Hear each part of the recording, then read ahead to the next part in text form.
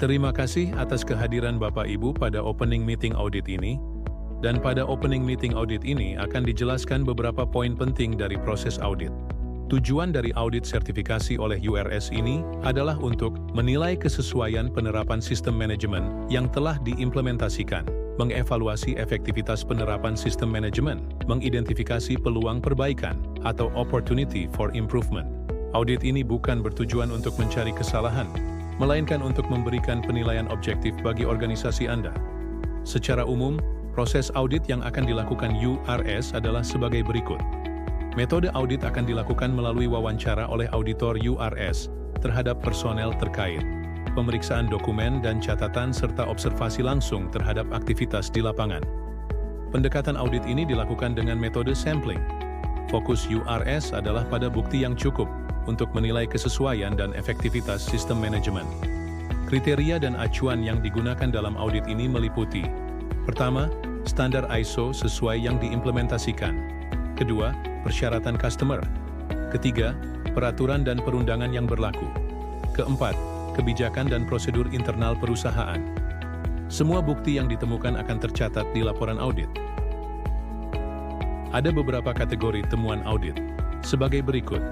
NC, atau Non-Compliance, Non-Conformity Major Findings. Penyimpangan atau tidak dipenuhinya salah satu klausul persyaratan di dalam standar. Perbaikan atas temuan NC ini akan diverifikasi oleh auditor dengan audit tambahan atau Special Visit Audit. Discrepancy atau Minor Non-Conformity Minor Findings.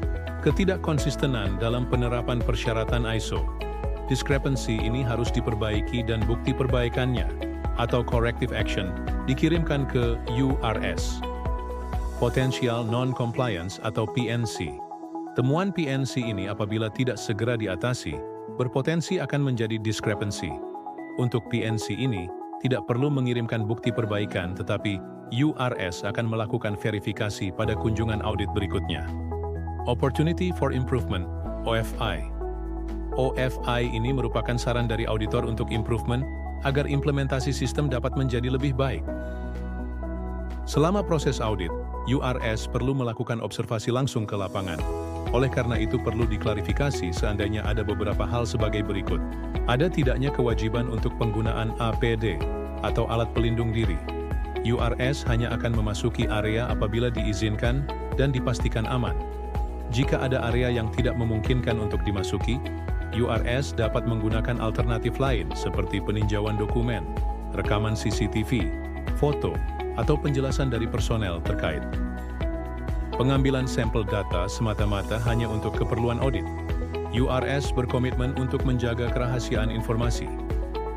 URS berharap seluruh rangkaian audit dapat berjalan dengan lancar dan mendapatkan dukungan dari semua pihak.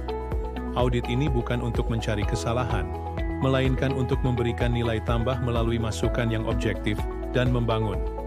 Apabila ada pertanyaan atau hal yang ingin diklarifikasi, silakan disampaikan. Terima kasih atas perhatian dan kerjasamanya.